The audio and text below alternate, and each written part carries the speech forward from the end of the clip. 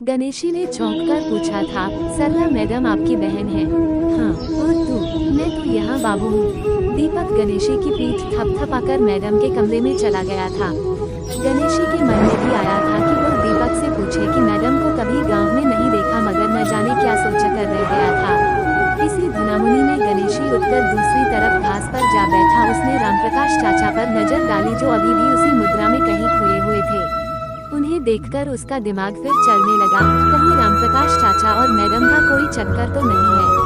निश्चित ही कोई चक्कर है, क्योंकि शमशान स्थल पर बैठे बैठे वह इतना तो समझ ही गया था कि रामप्रकाश मैडम के परिवार में से तो कम नहीं है, क्योंकि मैडम के भाई या बहन रामप्रकाश को बस इतना जानते हैं कि वे उनके गांव के सरकारी स्कूल में मास्टर हैं, और गणेशी के पिता के दोस्त, इसलिए गणेशी उनसे चाचा कहता है।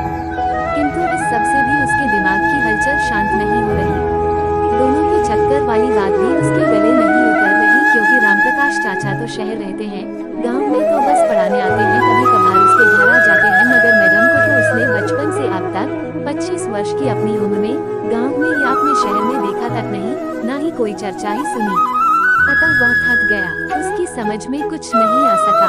आप भी सोच रहे हैं कि मैं आखिर किसकी और कैसी कथा सुना रहा हूँ, तो असल बात यह है कि गणेशी की समझ में कुछ नहीं आने वाला। गणेशी का तो तब जन्म भी नहीं हुआ था जब रामप्रकाश शहर के BSA कॉलेज में BA अंतिम वर्ष की पढ़ाई कर रहे थे।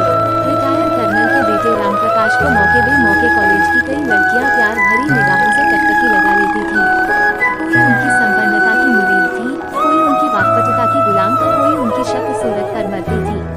उन सबका रामप्रकाश को ताकने का नजरिया भले ही अलग अलग था, किंतु पहले पहल तो सबकी नजरों में उनके प्रति चाहत ही थी।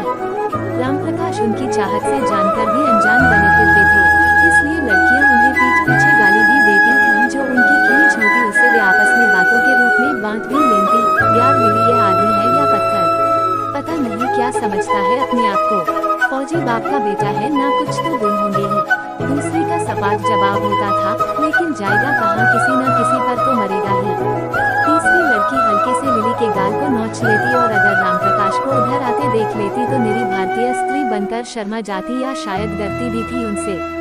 रामप्रकाश की क्लास उन्हें जिद्दी और गुस्सैले कहती थी, तो लड़कियां उसे अकड़ू।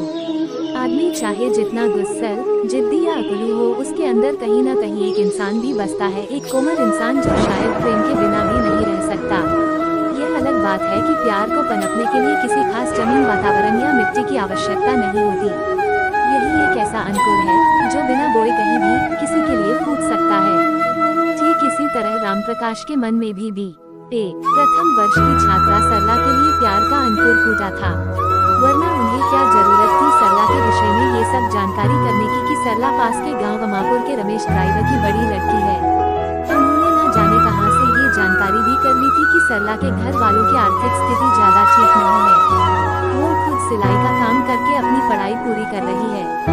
कॉलेज में रामप्रकाश अक्सर सरला के आगे पीछे घूमते, किंतु सरला को जैसे पढ़ने के अलावा दूसरा कोई काम ही न था। ऐसा भी नहीं था कि सरला को बारिश की बूंदें अच्छी न लगती हों, फूलों और उनकी खुशबू से भी अनजान नहीं थी। अचानक में बसंत की मनोहरी छटा उसके चेहरे पर ही नहीं, पूरे बदन में उतर आई थी। मन के लिबास में घर की अन्य लड़कियों से ज्यादा आकर्षक वो मामूली सलवार कुर्ते में दिखती चंचल तितली सी। बात बात पर उसकी उन्मुक्त हंसी, हंसते हुए सांवले चेहरे पर उसके सफेद दांत ऐसे दिखते जैसे अंधेरे आसमान में बिजली चमकी हो। उसके भीतर का युवा मन उसे भी विचलित करता था मौसम के बदलने पर। तब सरला दिल और दिमाग के रूप में दो हिस्सों में बंट जाती, और दिल पर मस्तिष्क हावी हो जाता अपने भविष्य की महत्वाकांक्षाओं और वर्तमान की समस्याओं को लेकर। वो अपने दिल के साथ हारती रहती, इसलिए वह रामप्रकाश को जानकर भी अनदेखा करती। एक दिन रामप्रकाश ने सामने से उसका रास्ता रोक लिया, मगर उससे कुछ भी न कह सके सिवाय उसके चेहरे को देखने के। क्या है? कहकर सरला खिलखिला कर हंसी। रामप्रकाश कुछ कह पाते कि वह रामप्रकाश के बगल से होकर निकल गई। अगले दिन लाइब्रेरी में रामप्रकाश ने उसका हाथ पकड़ लिया। सरला एकदम चौंक कर सकपका गई। क्या है? सरला के मुंह से इतना ही निकला, मैं तुमसे शादी करना चाहता हूँ। रामप्रकाश के इस अप्रत्याशित प्रस्ताव से सरला भौचक सी रामप्रकाश का चेहरा ताकने लगी। उसने झटके से अपना हाथ पीछे खींचा और जोर से हंसी। इस समय सरला की हंसी रामप्रकाश के लिए असहनीय हो रही थी। सरला एकदम से गंभीर हुई। मैं अभी शादी के मूड में नहीं हूँ।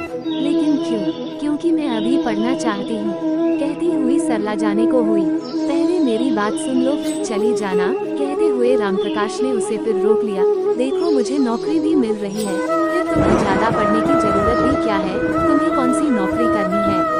कमाने को नहीं काफी हूँ। तुम्हारा मतलब है मैं इतनी एजुकेशन के बाद भी इतने बड़े खुले आसमान को छोड़कर किसी हार्ड मास की गुड़िया की तरह लाल जोड़े में लिपट कर रसोई में समा जाऊं, जहां मैं अपनी छोटी छोटी खुशियों के लिए भी तुम्हारा मुंह ताकती रहूं? मुझे शादी नहीं, आत्मनिर्भरता चाहिए, इसलिए आई एम सॉरी, कहती हुई सरला वहां से तेजी से बाहर निकल गई। रामप्रकाश को लगा जैसे उनके गाल पर किसी ने तमाचा मार दिया हो। वह देर तक खड़े दूर जाते हुए सरला को ऐसे ही देखते रहे थे जैसे श्मशान स्थल पर जलती चिता की ओर देख रहे थे। शमशान स्थल पर चिता की ओर टकटकी लगाए रामप्रकाश चाचा ऐसे लग रहे थे जैसे अब 50 वर्ष की उम्र में तब से अब तक के बीते 27 सालों के बाद सरला से कुछ कहने आए हूँ। यमुना किनारे की शांत शीतल हवा में शमशान घाट की बेंच पर बैठकर चिता को ताकते ताकते उनकी चुंदियां सी आंखें मिच गईं, जैसे अपने आप में ही कहीं गहरे डूब गए हों। मन के ख्यालों में डूबते उतराते वे एक ऐसे धरातल तक जा पहुँचे जहाँ सरला उनके सामने खड़ी धीमे से मुस्कुरा रही थी। ये सेरेटन होटल का लॉन था। 5 वर्ष पहले प्रिंसिपल बनने के बाद सरला ने ही उन्हें पत्र डालकर मिलने को वहाँ बुलाया था। तब उसके चेहरे पर वो उन्मुख हंसी नहीं थी, बसंती चेहरे पर जीवन के संघर्ष की रेखाएं उभर आई थी। काली धागा से उमड़ते बालों में धूप सी सफेदी चमक रही थी। आंखों पर चश्मा चढ़ाए साड़ी में लिपटी सरला को रामप्रकाश बिना कुछ बोले अपलक देख रहे थे। अनाया सरला क्या है? कहकर हंस दी।